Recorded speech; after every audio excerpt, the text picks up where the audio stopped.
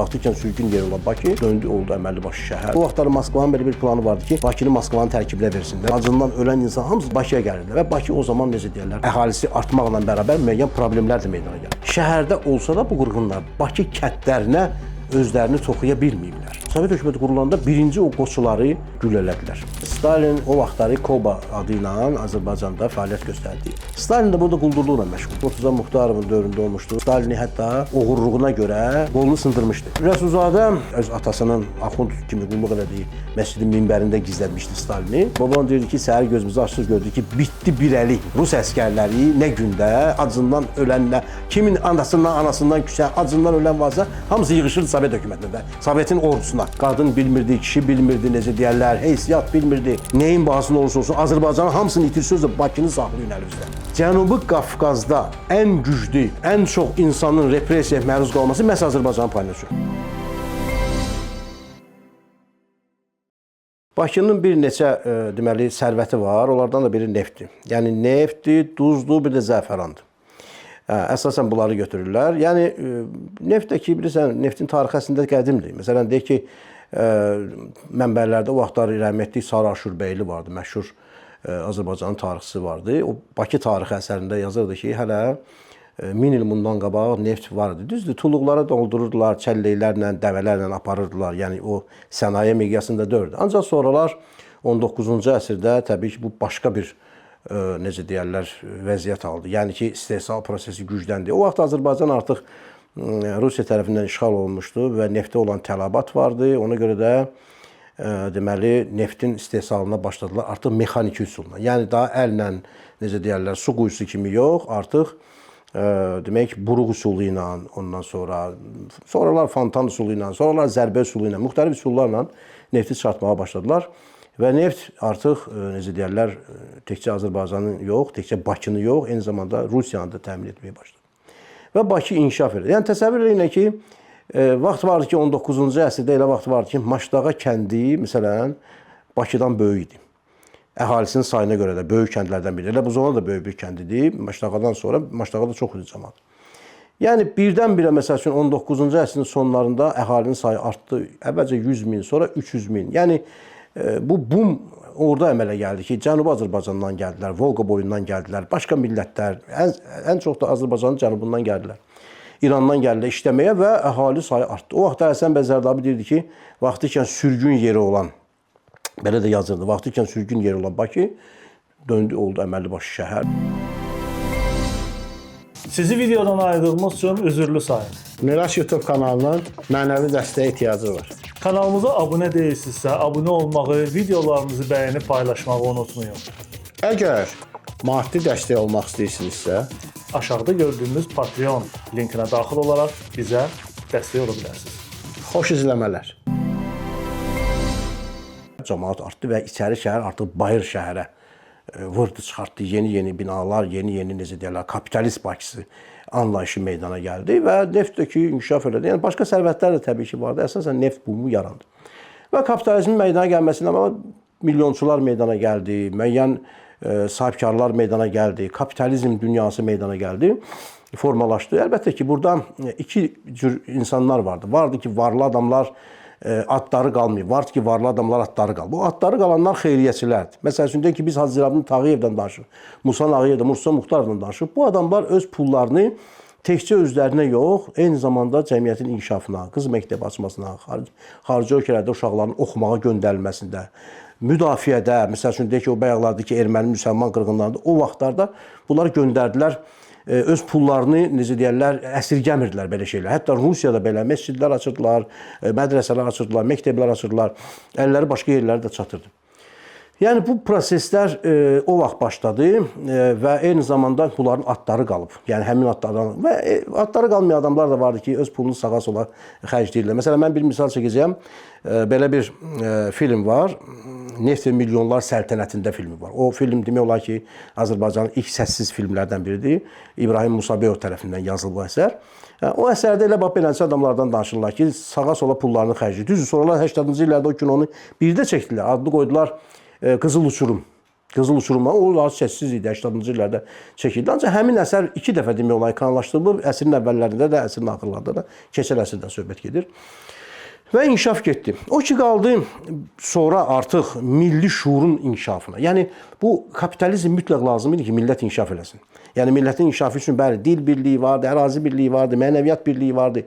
Vahid iqtisadi məkan və ümumi bazarın yaradılması, kapitalist münasibətləri millətin formalaşmasına təkan verdi və millət artıq özünü tanımağa başladı. Həm də ona görə ki, artıq müasir təhsil sistemləri yarandı. Artıq insanlar başa düşürlər ki, o necə deyirlər, mollaxana sistemindən çıxmaq lazımdır. Rusiyaya, Avropa ölkələrinə göndərirlər uşaqlarını. Fransaya gedirdi. Əhməd Ağaoğlunun adını çəkmək olar.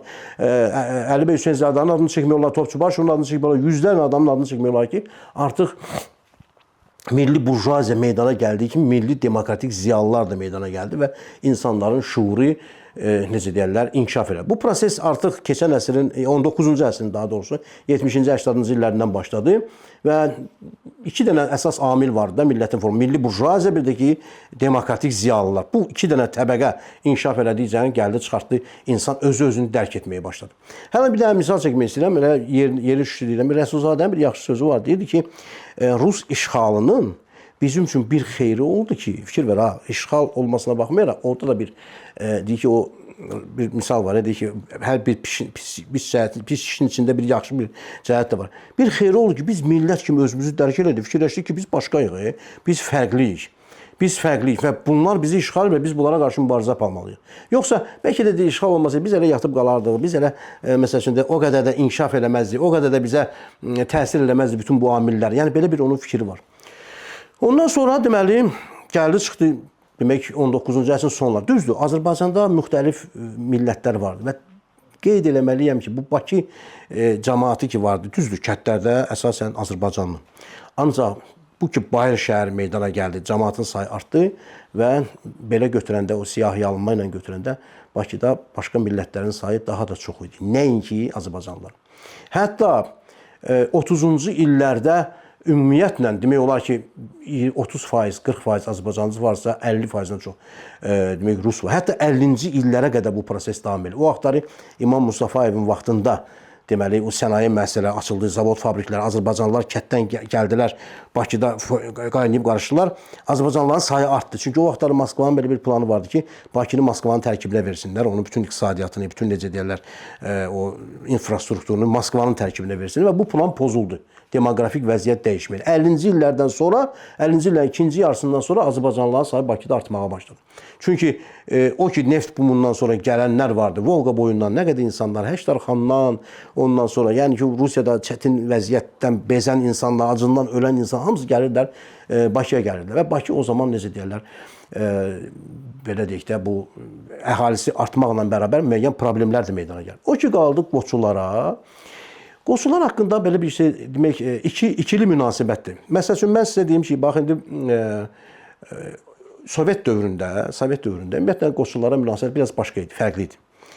Qoçu deyəndə bu qoç sözündən igidlik rəmzi olaraq, məsələn Qoç Koroğlu belə deyiblər də, məsələn Qoç Koroğlu deyiblər. O mənada ki, vuran, kəsən, məsəl üçün mərd mənasında götürülür bu. Və bu qoçuluq da yarandı 19-cu əsrin sonlarında, yəni şəhərdə, Bakı şəhərində müəyyən məhəllələr vardı. Asayişi qorumaq, hər bir necə deyirlər, məhəllənin öz asayişi qoruyan insanlar vardı, qoçular vardı. Bu qoçular da sonralar bu neft maqnatları kimi meydana gəldi, milyonçular kimi meydana gəldi. Mədənləri qorumaq üçün öz pullarını, özlərini, var dövlətini çox zaman can güdənləri vardı bunların. Bunların can güdənləri çox zaman həmin qoçulardan, yəni pulu ilə tuturdular, müəyyən qoçular o milyonerləri müdafiə edirlər. Bu yaxınlarda Zeynalabdin Tağıyev haqqında bir film çəkilmişdi. Bir neçə seriya, onun 4-cü seriyası hələ çıxmayıb. O filmdə də çox qəşəng göstərilir ki, qoçular bilavasitə bu işləri görürdülər. Məsəl üçün, qoçular haqqında Hüseynqulu Sarabskının Köhnə Bakı əsəri var. O əsərdə məsəl üçün Sovet şeyindən yazıblar, rakursundan yazıblar, Sovet çərçivəsindən yazıblar. Orada ancaq mənfi mənada götürüblər ki, bunlar səhərdən axşamacan yeyib içirdilər, səhərdən axşamacan bir-birlərini qırırdılar, müəyyən necə deyirlər, dava edirdilər, kimisə öldürürdülər, qanı batırdı və s. Yəni bu cürlə göstərir. Ancaq sonralar tarix obyektiv təhlil olunandan sonra, xüsusən də Manaf Süleymanovun bir əsəri var, oxuduqlarım, eşitdiklərim, gördüklərim. Məşhur bir əsərdir və o əsəri mən həmişə məsləhət görürəm uşaqlara ki, 19-cu əsrin Bakısını oxuyanda xahiş edirəm o əsəri oxuyun. Çünki o əsər bu 19-cu əsr tarixinin elə bilginən ki, istiyotu duzudur. Yəni o tarixi hardasa canlandırır. Bax orada əlbəttə ki, qoçular artıq necə deyirlər, xalqın belə deyək, cəmaatın, o kasıbların müdafiəsində dayanan, onları müdafiə edən, haqsızlığa qarşı mərdlik göstərən, məsəl üçün deyək ki, kasıb imkanı yoxdur, onu müdafiə edən və daha sonra isə artıq gəldi çatdı Azərbaycana qarşı o ermənilərin o qırğınları, hansı ki 19-cu əsrin sonu 20-ci əsrin əvvəlində bu daha qabarıq özünü göstərir. Həm 1905-7-ci illərdə, həm 18-ci ildə bunlar artıq əsl, necə deyirlər, qəhrəmana çevrildilər və bunlar öz aralarında olan o müksirləri, müəyyən məsəl üçün deyək ki, də məişət zəminində olan söhbətləri araya qoyub, necə deyək, düşmənçilikləri yox edib birləşdilər. Məlum məsələdə ermənilər həmişə bayram vaxtlarında, Azərbaycanlıların bayramında, yaxşı olan günlərini qaraldmaq üçün bu proseslər həmişə o vaxtlar başlayıblar. Bu ömür billah belə olub. Əksinə olub, həm də bizim o necə deyirlər, yasımız düşəndə, biz məsəl üçün deyək ki, şəriət qanunları əsasında məsəl üçün deyək ki, məhərrəmlik eləyəndə, bunlar götürürlər, o xeyir işlərini sarırlar o vaxtdan. Hətta gətirirlər, dəvətnamə verirlər ki, gəl. Bilirdilər ki, bizim belə bir günümüzdür, biz bu günləri toy eləmirik, bu məsəl üçün, bunlar belənçini edirlər. Yəni hətta mən sizə deyim ki, bu Sovet dövründə də eləçini edir. Mən Sovet dövründə hiss eləmişdim. Bir dəfə atam rəhmətli gəldi. Bunlar nətər insanlar, hər də Sovetin vaxtı. Bunlar nətər insanlar deyir ki, baba nə olub? Əşi deyir, kartuska suyuq, ki, bu məhərrəmlikdir, biz eləmirik toy filan beşmək. Yəni, yeminlə deyir, toydu bu vaxtdasa. Hələ 80-ci illərdən daşır. Deməli, bunlar qırğınlar törədəndə Bakıda əvvəllər başqa cür deyirlər də. Əvvəllər deyirlər ki, sinfi mübarizədir, örtbasdır edirdilər, nə bilim, ki, elə bir qırılmalı cəmaat filan beşmək. Yəni, məndə hətta o kitabları saxlamışam Sovet dövründə. Ərdən uşaqlara deyirəm ki, müqayisə edirəm ki, baxın, görün, 70-ci illərdə ne cür yazırlar tarixi, indi ne cür yazırlar. Göstərdim ki, bəs beləsinə. İndi cəmaatı demək 12 min, yəni sonralar məlum oldu ki 12 min ancaq Bakıda. Sonra bu davam edib də Şamaxıda, Qubada məsəl üçün memorial var, bu tərəfdə Lənkəran, bu Bakı quberniyası ərazisində qırğınlar davam edir. 100 mindən artıq adam qırıblar. Ancaq şəhərdə olsa da bu qırğınlar Bakı kəndlərinə özlərini toxuya bilməyiblər. Çünki Qoçu Nəcəfquludur, Qoçu Ələkbərdir, Qoçu Adildir, Qoçu Şəmsidir. Yəni onlardan bəziləri bu zonadadırlar. Onların bəziləri, məsəl üçün mənim nənəmin məsəl üçün deyək ki, dayıları, Qoçu Ələkbərdir, Qoçu Şəmsidir. Bunlar ikisi qardaş olublar. Bunların haqqında məlumatlar da var, şəkilləri də var, filan da var. Bunlar yığışıblar, xüsusən də Qoçu Nəcəfqulu gəlib, Məşdağada, başqaları da olub. Düşmənçilikləri qoyublar qırağa, gəlin birləşək, silah tapıblar. Silahların əldə nə silahları varsa imkan verməyiblər ki, bu Zabrat, Maşdağa yolu tərəfdən Bakı kəndlərinə ondan sonra toxusunlar özlərini. Lazım olanda top tapıblar, lazım olanda müəyyən demək silahlanıblar və qırğınların davam etməsinə qoymurlar. Plus erməni o qan içənlərinə müəyyən cavab veriblər. Çünki o 12 min Azərbaycanlılardan qırılanda təbii ki, müəyyən qədər erməniləri də onlar qırıblar, imkan verməyiblər şeyə getsinlər, kəndlərə özlərini toxusunlar. Və bunun qarşısı alınıb. Sonralar, təəssüflər olsun ki, sonralar nə oldu? Elə ki, Sovet hökuməti gəldi. Sovet hökuməti gəlinə, təbii ki, Cumhuriyyət dövründə bir başqa cür oldu vəziyyət. Sovet dövründə artıq bunları, yəni o vırıb yuxan oğlanlar vardı, hansı ki, mərdlik edirdilər, hansı ki, ermənilərə qarşı. Sovet hökumətinin quranların, necə deyirlər, o yuxarıda oturanlar, İnqilab Komitəsi idi, Mərkəzi İcraiyyə Komitəsi idi, Mərkəzi Komitə idi, hansı ki, bolşeviklərdir, əksəriyyət ermənilərdir. Ermənilər və bəzi, hətta Nəriman Nərimanovun bir əsəri var, Ucqarlarda inqilabımızın tarixinə dair bir əsəri var. O əsərdə bütün insanların sayına qədər, məktəblərdə oxuyan insanların, dövlət idarələrində oxuyan sayına qədər göstərilib ki, nə qədər, hansı millətdən vardı. Azərbaycanlılar çox az idi. Açığı deyim ki, bu qırğınları salmaqda da elə Şamiyanın o vaxt məqsədi o idi ki, Bakıda hakimiyyət qursun. Çünki seçkilərdə onlar az yer tuturdular. Məsəl üçün, Müsavat Partiyasının reytingi daha yüksək idi, bolşeviklərin reytingi az idi. Qırğın saldı ki, Müsavatın sosial bazasını ləğv eləsin. Ondan sonra möhkəmləsin və bütün Azərbaycanı təbii ki, işğal eləsin. Məqsəd bu idi. Və ona görə də burada qırğınlar olanda həmin o qoçular qabağına və Sovet hökuməti qurulanda, sonra düzdür, Cumhuriyyət quruldu, Cumhuriyyət də çox davam eləmədi. Sovet hökuməti qurulanda birinci o qoçuları başladılar. Özdə ki, təəssüflər olsun ki, Azərbaycanın orada Daxili İşlər Nazirliyində işləyən bəzi Azərbaycanlılar da var ki, onlar da bolşeviklərin tərəfinə keçmişlər. Və Stalin yuxarıda, Lenin artıq xəstə idi, dövləti idarə eləmirdi, artıq Stalin idarə edirdi ölkəni və bunları hamısını tutdular. Və çox maraqlıdır ki, 28 mayda bunların çoxsu elə 28 maya salınır Cümhuriyyətin yaranması vaxtında salınır. Nəcəf Qulunu da, sonra başqa qoşulların əksəriyyətini deməli güllələdilər.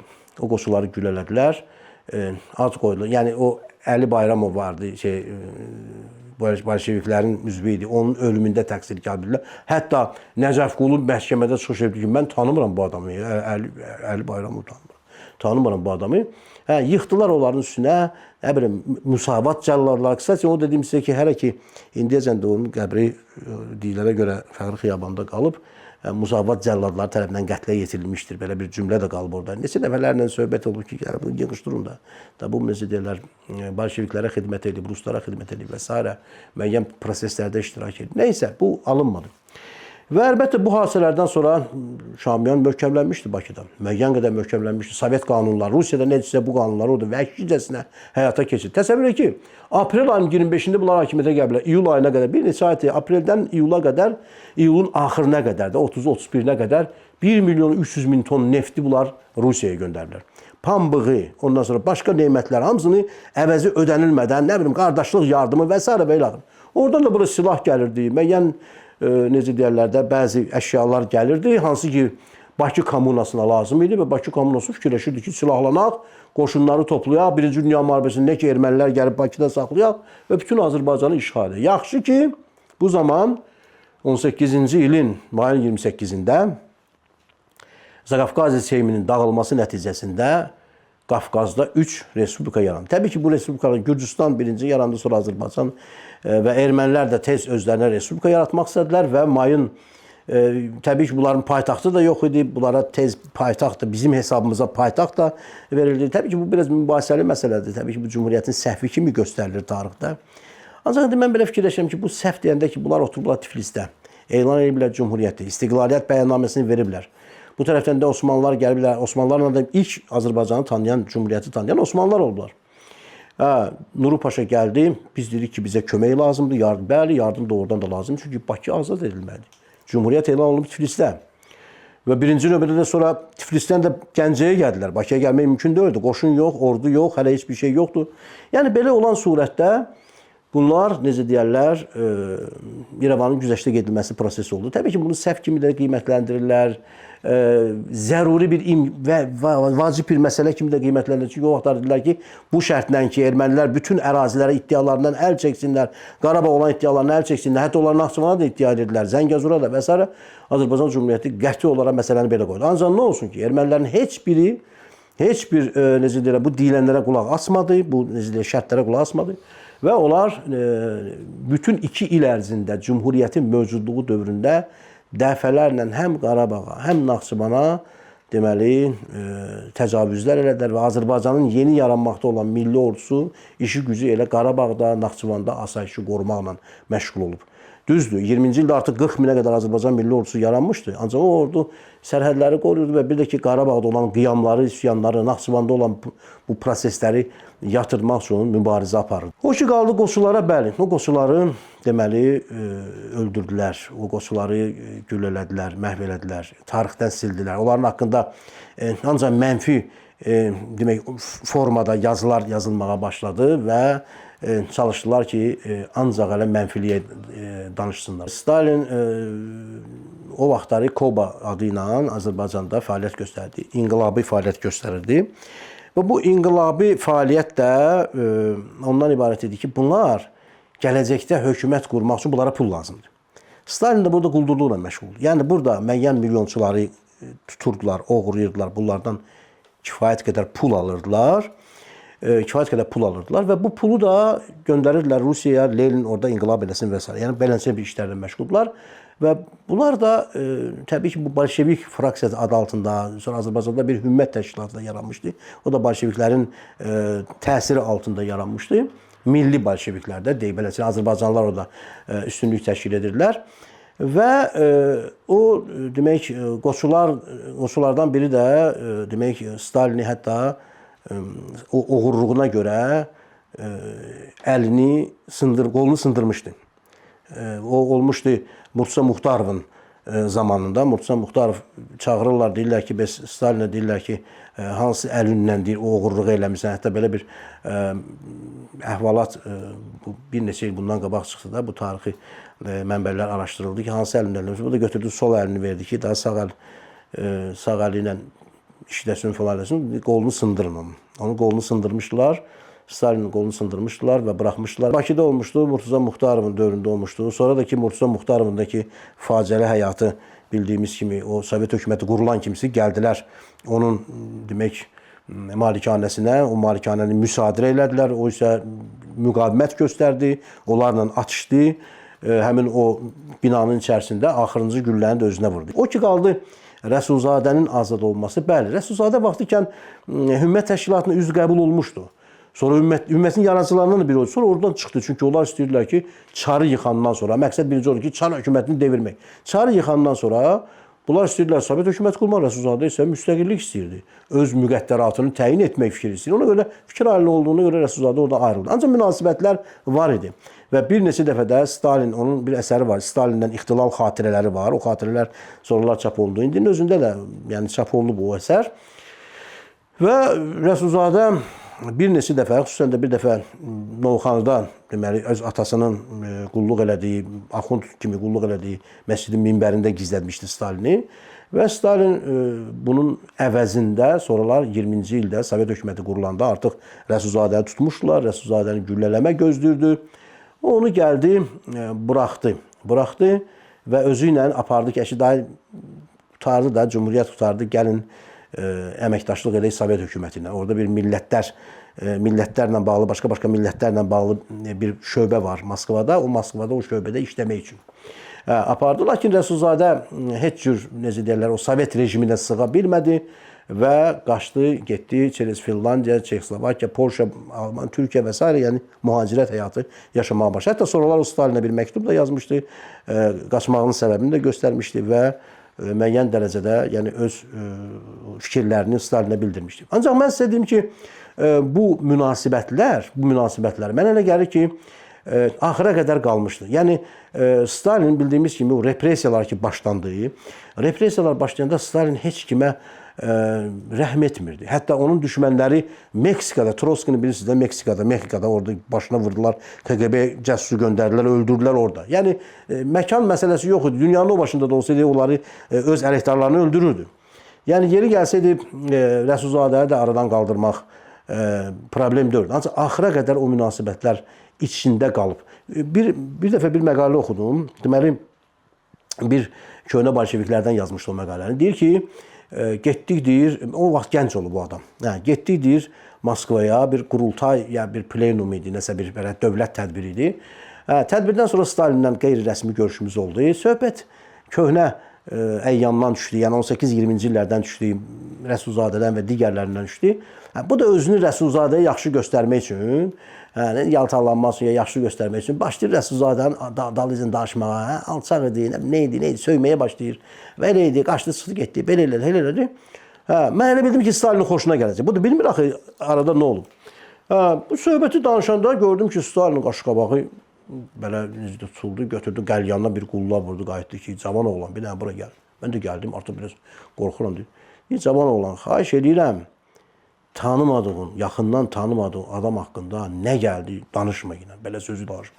Mən də şoka düşdüm. Fikirləşdim ki, bu məndən öşbələnsən sözüsün. Axı bu sevinməli idi, çünki mən bu Rəsulzadənin əleyhinə danışmışam falan. Gördüm biraz söz, o söz tutdu məni. Və neçə illərdən sonra, o adam öz xatirələrində yazır ki, neçə illərdən sonra mən başa düşdüm ki, nələr olub, hansı proseslər baş verib və demək və onda da başa düşdüm ki, nəyə görə o məni bu cürlə ittiham elədi. Yəni tarixdə belə hadisələr olur, siyasi məsələlərə görə insanlar fikirlərini dəyişirlər, yaxud da ki, bəzən bir yerdə olurlar. Çünki o vaxtlar Azərbaycanda artıq müxtəlif partiyalar vardı və s. vardı. O ki, qaldı repressiyalara. Repressiyalar əslində ilk günlərdən başlayıb. Məsələn, deyək ki, konsulagirlərdən danışanda deyirlər ki, biz gözümüzü qabağına Almaniyanı götürürük, Alman konsulagir. Lakin konsulagirlər Sovetdə yaranıb birinci növbədə. Özü də onları 20-ci illərdə Trotski o vaxtları yaratmışdı. Yəni, Soveti qəbul eləməyən, Sovetin əleyhinə bir cümlə belə hamısını, necə deyərlər, qırırdılar kütləvi surətdə. Lenin özü qəddarlıqla əmrlər verirdi ki, hamısını qırın, çatın. Ziyalı oldu, kim olur oldu. Hətta Çarı ailəsi ilə bərabər qətlə yetirilməsi və s. bunların hamısı sonralar açıldı. Yəni bu sonra vətəndaş müharibəsi oldu. Milyonlarla insan qırğına məruz qaldı. Bunlar elə bir gündən repressiyalar başlanmışdı. Və Cumhuriyyət süqut eləyəndə şərtlər qoymuşlar da. 20-ci ildə, mayın 28-də, 27-si gecəsi parlamentin axırıncı iclası olmuşdu. O axırıncı iclasda şərtlər qoymuşlar ki, müstəqillik qalacaq, milli ordu qalacaq, müstəqilliyə toxunulmayacaq, partiyaların açıq fəaliyyətinə icazə veriləcək, 11-ci ordu Bakıya daxil olmadan Türkiyənin yardımına gedəcək. Yəni bu şərtlərlə hakimiyyəti təhvil vermişdilər Bolşeviklər. Hətta Rəsulzadə parlamentin axırıncı çıxışında demişdi ki, mən təslim olmağın əleyhinəyəm. Ancaq bir halda ki, Bolşeviklər söz verirlər ki, müstəqillik qalacaq, ordu qalacaq, partiyanın açıq fəaliyyətinə icazə veriləcək. Sözüm yoxdur. Qarşıdurma olmasın deyə, vətəndaş qarşıdurması olmasın deyə vəziyyət olduqca ağır idi. Ancaq bu şərtlər pozulsa biz müstəqilliyi yenidən qaytarmağı hüququnu özümüzdə saxlayacağıq. Belə bir çıxışı olmuşdu onun. Və lakin birinci gündən etibarən bu şərtlərin heç birinə riayət eləmədilər. Repressiyalar başlandı. Elə Cumhuriyyətin üzvlərinə qarşı. Fətəli xan Xoyskini Tiflisdə güllələdilər. Nəsib bəy Yusifbəyli elə yolda, Yevlaxda, yolda gedəndə qarət elədilər, güllələdilər. İndiyəcən də heç məlumdur. Ondan sonra digərləri də vardı orada. Tiflisə qaçmışdılar. Həsən bəy Ağayev. Həsən bəy Ağayev doktor idi. Götürüb məktub yazmışdı. Tiflisdə olanda məktub yazmışdı Nərman Nərmanov ki, qurtardıq da, siyasət qurtardı. Gəlim öz doktorluğumdan məşğul olum da. Bu parlamentin Topçubaşov, parlamentin sədr müavini Topçubaşov Parisdə olanda o burada o sədri əvəz edirdi. 2 il demək olar ki, burada sədri əvəz eləmişdi. Dedi, gəlim də Nərman Nərmanova demişdi ki, nəinki bura gəlginən, hətta Tiflisdən də o tərəfə gedginən. Çünki vəziyyət ağırdır. Ancaq doğrudan da eləncə olmuş. Bir həftədən sonra onu Tiflisdə də öldürdülər. Həsən bəy Ağayevi də öldürürlər. Onların qəbirləri Tiflisin məşhur parklarından birində var. Bu 20-ci ildir. Hələ 20-ci. Sırf 20-ci ildir Cumhuriyyət təzə dağılıb, təzə Sovet hökuməti qurulur. Birinci gündən etibarən qırğınlar gedir. Və o qırğınlara görə, o vəhşiliyə görə məsələn deyir ki, kəndlərə toxuyurlar özlərini, qanunsuzluqlar edirdilər o ordunun hissələri. Məsələn, mənim babam hələ danışırdı ki, mənim babam 1887-ci il təvəllüdüdür. Bu hadisələri görmüşdü. Çerez atamdan mən eşidirəm ki, hələ Sovetin vaxtında, qırmızı ordu, nə bilim 11-ci ordu. Atam rəhmətli deyirdi ki, babam deyirdi ki, səhər gözümüzü açdıq gördük ki, bitdi bir əli. Bitdi bir əli. Rus əskərləri nə gündə acından ölənlə, kimin anasından küsən, acından ölən varsa, hamısı yığışırdı Sovet hökumətinə də, Sovetin ordusuna. Orduda çörək verirlər axı. Aclıq idi Rusiyada. Ona görə də 5 milyon, 10 milyon ordu yığmışdı başına. Hətta Türkiyə də o zamanlar yardım edirdi. O vaxtları Atatürk orada Cumhuriyyət qurmaq üçün mübarizə aparırdı. Yəni səhər durduq gördük ki, bunlar tökülüşüblər küçənin ortasında. Ala bunlar kim? Nə gündədirlər bunlar? Ancaq Sovet hökuməti tərifi, qırmızı ordu, nə heykəl filan, bəs məkan. Yəni bu təbliğ olunur. Hələ o vaxtları söz gəlib çatmışdı mənə ki, bax belənçi nədir vəziyyət? Vəziyyət bunlar nə gündə idilər. Ancaq toxuyurlar özdə, acdır. Özdəki acıqlı gəlib toxuyurdu özlərini. Qadın bilmirdi, kişi bilmirdi, necə deyərlər, heysiyyat bilmirdi. Tamamilə başqa psixologiya ilə və bu da səbəb oldu nəyə? İlk gündən Sovet rejiminə qarşı üsyanlara. 20-ci ildə ən böyük üsyan Gəncədə oldu. Sonra Qarabağda, sonra Zaqatalada, sonra dağlıq ərazilərin əksəriyyətində, Şəmkirdə, Naxçıvanda, Şəkidə çoxlu sayda üsyanlar baş verdi. Minlərlə adam qırıldı, satıldı. Sovet hökumətinin biraz çox ağır bir vəziyyəti. Orada Lenində yazılmış ki, nəyin bahasında olursa olsun, Azərbaycanın hamısını itirsizsə Bakını saxlayın əlimizdə. Bakı nefti bizə vacibdir. Əbi yox. Qoy üsyançılar götürsünlər Gəncəni filanı. Çünki vəziyyət o cür ağırdır ki, qorxurlar Gəncə gedərlər. Bakını saxlayın. Tək ki, neyin bahasına olursunuz, Bakını saxlayın. Təbii ki, çox adam qırıldı. Ondan sonra repressiya dalğası gücləndi. Bütün generallarımız, milli ordunun generalları, çünki milli ordunun hissələri qaldırmışdı o üsyanları. Orada milli ordunun kökü, özəyi milli ordu idi. Onların çoxsunu, hamısını güllələdilər. Nargin adasında və digər ərazilərdə güllələdilər. Repressiyalar davam elədi. Bu ilk günlərdən olub. Sonra da ki, partiyaları qadağan olunandan sonra Musavatdır, İttihaddır, Əhrardır, digər partiyalar vardı. Bunları qadağan olunandan sonra yəni istər-istəməz bu partiyaların kökü vardı və bunlar artıq narazı idilər, baxırdılar, görürlər ki, o şərtlərin heç biri yerinə yetirilməyib və gizlincə müəyyən təbliğatlar gedir. Və sonra repressiya dalğası təzədən başladı. Repressiya dalğası başladı və artıq o 37 ki deyirik, 37 deyəndə artıq repressiyanın pik həddi nəzərdə tutulur. İrandan gəlirdilər, çoxlu sayda insanlar gəlirdilər, məsələn Azərbaycanlı soydaşlarımız gəlirdilər. Onu qeyd edeyim ki, 30-cu illərdə onlara qarşı da bir başqa cür siyasət yürüdülür. Bir dənə qanun çıxartdılar ki, kimin Sovet pasportu varsa qalır, Sovet pasportu yoxdursa sürgün olunmalıdır. Hə, siz buranın vətəndaşı deyilsiniz. Bunlar da qaldılar beləsinə. Bəziləri Sovet pasportu aldılar, bəziləri isə deməli İrana getdilər. İranda da bunlara başqa cür baxdılar. Yəni siz Sovetin cəsussunuz, gəlmisiniz bura. O yazıqlar baş götürdülər, bəziləri getdilər xaricə mühacirət eləməyə. İranda da əziyyət çəkdi. Bəzilərini Qazaxstana sürgün etmək adı ilə bunlara təhdid elədilər. Ümumiyyətlə repressiyalar bütün Rusiya üzrə gedib. Yəni bizdə əgər məscidləri dağıdıblarsa, orada da kilsələri dağıdıblar. Yəni din xadimlərini güllələyiblər, öldürüblər. Repressiya bütün şeydə gedib. Postsovet məkanda gedib.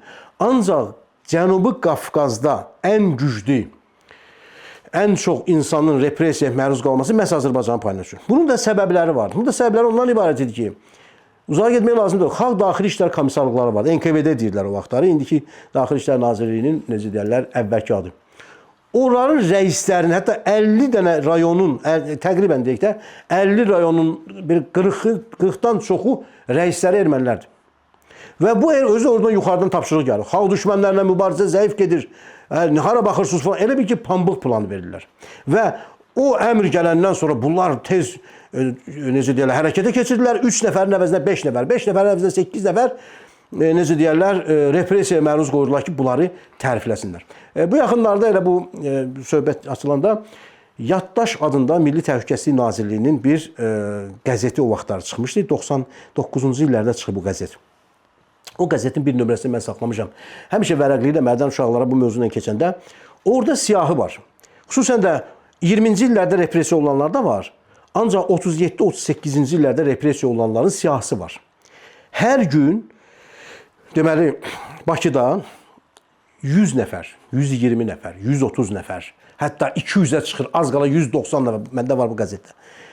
Neçənci ildə anadan olub, neçə yaşı var falan ora qədər yazılıb. Təbii ki, onların içində bir-iki dənə başqa millətin nümayəndəsi də var. Və mən deməzdim ki, bunların hamısı deyək ki, ancaq eyni zamanda əsasən də ziyalılar, əsasən də düşünən beyinlər, mədəniyyət xadimindən tutmuş, elm xadiminəcən, məsələn, Bəkir Çobanzadə kimi adam, Vəli Xulduz kimi adamlar, ondan sonra Hüseyn Cavid kimi dahi, necə deyərlər, Mikail Müşür kimi və s. Yəni yüzlər, hətta teatrda məsələn, Ülvi Rəcəb kimi, Abbas Mirzə Şərifzadə kimi, hansı ki, aktyorlar. Hə, sən İrana gedmirsən. Əhməd Cavada deyiblər ki, sən Türkiyədə yaşayıb. Bu da deyib ki, 1-ci Balkan müharibəsində iştirak eləmişəm. Balkan müharibəsi 12-13-cü illərdə olmuşdu. Türkiyəyə kömək məqsədindən vətənpərvər kimi, çar dövründə gedib vuruşub orada, sonra gəlib Rusiya, sonra Rusiya. Hə, sən onların şpiyonusan, yəni şeysən də, xəfiyyəsisən, onlara işləyirsən və s. saxta ittihamlar və s. dəhşətli cəzalar və o cəzalardan sonra da insanlar yalvarırdılar ki, öldürün bizi, canımız tutarsın. Ancaq digər ki, cəmiyyət bunlardan tamamilə ya xəbərsiz idi, ya da elə bir, necə deyərlər, söndürmüşdülər o şeyi ki, informasiyanı ki, 30-cu illərin qəzetlərinə baxarsan, ancaq, necə deyərlər, şən belə yüksək ruhlu əmək qəhrəmanlarından, işıqlı gələcəkdən, ondan sonra belə şeylərdən yazırdılar və insanı oxuyardı, onu deyirdi, nə gözəl vətəndir, nə gözəl ölkədir. Deməli, çox maraqlı bir məsələdir. Niyə görə erməni müsəlman? Məsələ bundadır ki, millətin təşəkkülü məsələsinə biz baxmalıyıq, millətin təşəkkülü. 19-cu əsrin ikinci yarısında da hələ, 20-ci əsrin əvvəlində də Azərbaycançılıq ideyası hələ təşəkkül tapmamışdı. Türkçülük, Azərbaycançılıq ideyası təşəkkül tapmamışdı. Elə deyirdi, millətin nədir? Müsəlmanım. Bu sözü, yəni bu müsəlmançılıq dindir də təbii ki. Ancaq bunu birinci yerə çatmışdılar. Bunu millətdən qabağa salmışdılar. Azərbaycançılıq sözünü işlətmirdilər. Elə deyirdilər ki, millətin müsəlmanam. Hə, Cəlil Məmmədquluzadə özünün əsərlərində Molla Nəsrəddindən tutub bu felyetonlarına qədər hamısında bu məsələyə toxunub ki, millət olaraq biz Azərbaycanlıyıq, Türk kökənliyik və s. Yəni bunu təbliğ eləmək lazımdır ki, müsəlman, Afrikada da müsəlman var, nə bilim, Hindistanda da müsəlman. Bu düzgün məsələ deyil. Yəni millətçilik öndə olmalı. Ona görə də əsrin əvvəllərində 1905-6-cı illərdə və digər vaxtlarda bu qırğınlar törədiləndə erməni-müsəlman davası kimi bu gedirdi. Bu cürünə gedirdi. Yəni hələ o cürlə milli və millətin formalaşması 70-ci illərdən başladı. İkinci fazası 20-ci əsrin əvvəlində başladı, gəldi, başa çatdı müstəqil dövlətin yaranması ilə 18-ci ildə. Və Azərbaycan sözünü gözləyir. Azərbaycan sözü o vaxt Rəsulzadənin fikirləri də vardı ki, məsəl üçün əsasən Cənuba şamil olunmuşdu. Çox maraqlıdır. Cənuba şamil. Hətta İran deyirdi ki, Azərbaycan Cənuba aiddir, siz götürürüz öz adınıza. Azərbaycan təbii ki, coğrafi ad olsa da bizim necə deyirlər, digər türk dövlətlərinin içərisində də özünə məxsusluğumuzu göstərir. Özünə məxsusluğumuzu göstərir. Ona görə də biz o vaxtlar Azərbaycançılıq ideyasını irəli sürüyoruz. Hələ o vaxt Rəsulzadə vaxtından sonra da bu proses getdi. Sonra da biz Azərbaycançılığı bu gün də həmin o kontekstdə davam etdiririk. Biz nətərdir? Düzdür, yenə deyirəm, biz türk kökənliyik. Hətta Azərbaycan dili ilə bağlı konstitusiyada türk dili yazaq, yoxsa Azərbaycan dili yazaq bir mübahisə oldu. İndiyəcən də var YouTube-da o. Alimlər danışdılar orada. Ziya Bünyadovdan tutmuş, Bəxtiyar Vahabzadədən tutmuş. Hamısı danışdı. Heydər Əliyev, Ulu Öndər. Danışdılar. Və burada indi türk, düzdür, türk kökənli. Ancaq bugün türk dünyası böyükdür. Yəni ki, Türkiyədə var, Qazaxıstanda var, Türkmənistan da var. Yəni dünyaya çıxanda elə ancaq türk, hansı türk, nə türk falan, yəni istər-istəməz bir özümüzü bir deyək ki də, məhz Azərbaycan türkü olaraq, yəni ki, biz bunu götürdük, indi də götürdük. Ona görə də məhz 1905-7-ci illərdə o qırğınlar olanda, hələ ki tam Azərbaycan erməni yox, elə erməni-müsəlman davası kimi xalqın dilində necə gedirdi, elə o cürlə də işlənir. Ancaq təbii ki, xalq arasında işlənirdi. Ancaq elmi ədəbiyyatda artıq Azərbaycanlı və erməni arasında getmişdi bu söhbət. 17-ci əsrin mənbələrində də, 1687-ci ilin mənbələrində də ermənilər özləri etiraf edirlər ki, biz bura gəlmək, biz gəldik cürbəcür yollarla, özləri də dillərə cürbəcür yollarla birinə pul verdik, birinə xahiş etdik, birini qapazladıq, birini uğradıq, o torpaqlara ələ keçirdik. Hələ 17-ci əsrdə özləri etiraf edirlər. Ancaq sonra ki, bunlara dil verən oldu, biraz diaspora, biraz o vaxtları Rusiya şovinizmi və s. ki, qorxmayın, gedin, belə eləyin, eləyin. Bu bir siyasət idi ki, bunları saldılar ortalığa. Müəyyən ərazilər işğal olundu, müəyyən, necə deyərlər, bu xislət bunlarda vardı. Hətta Qribayev də bu vaxtlar deyirdi ki, erməniləri Rusiya ərazisindən köçürmək olmaz. Biraz keçəndən sonra deyəcəklər ki, bura bizimdir. Yəni bu psixologiya var bunlarda. Özünə məxsus belə psixologiyalar var. Unutmurlar hər şeyi belə. Heç yadımdan çıxmaz. Bizim bir tanış vardı. Afrikada, Nigeriyada Sovetin vaxtında işləyirdi. Mühəndis kimi işləyirdi. Orada dərs deyirdi Afrikada. Neft sənayesindən dərs deyirdi onlara. Orada deyir bir erməni vardı. Bir gün gördüm ki, deyir, qaşqabağı yerlə gedir bu erməninin.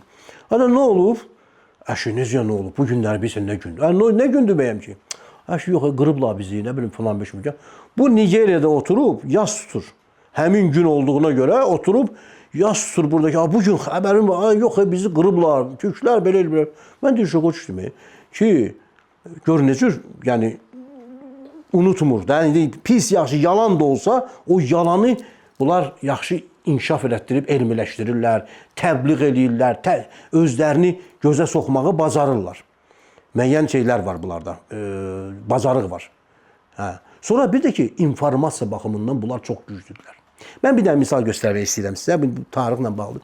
Ermənilərdə informasiya, heç yadımdan çıxmaz, 85-ci ildir. Bu zonada, bu balnitsaya düşən yerdə, xəstəxanaya düşən yerdə, orada finsk evlər var, orada ermənilər çox yaşayırlar.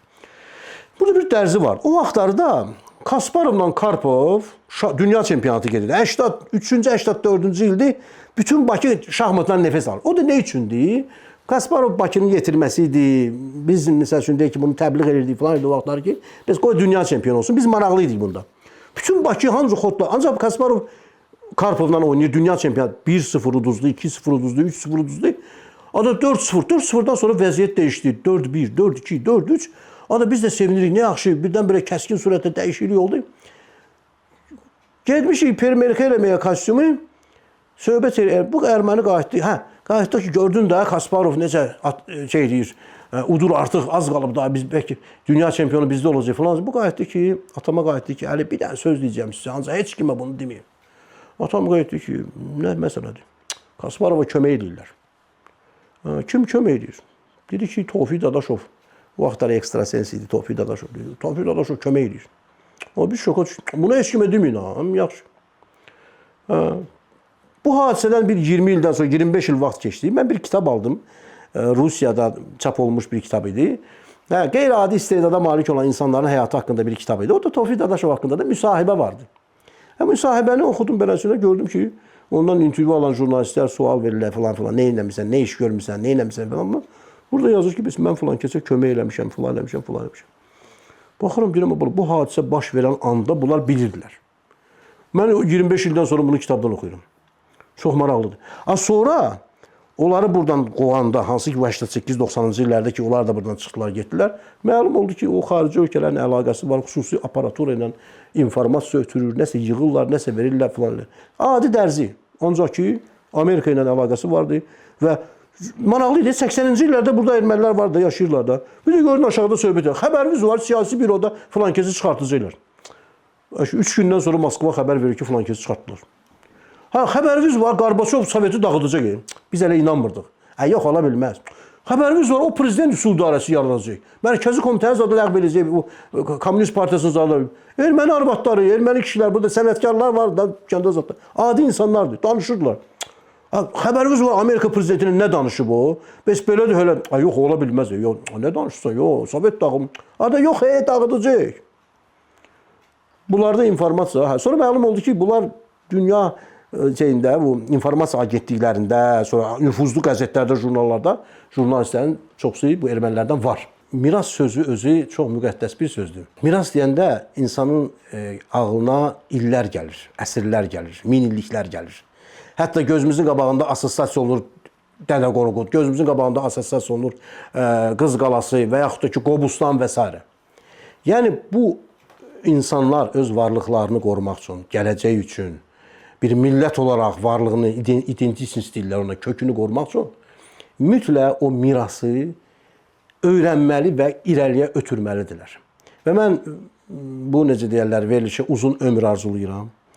Və mən güman edirəm ki, və bilirəm də ki, hələ çoxlu sayda belə verilişlər olacaq. Bu verilişlər bizim mirasımızdır. Müxtəlif insanlar burada çıxış edəcəklər. Ədəbiyyatçılar da ola bilər, hərbiçilər də ola bilər.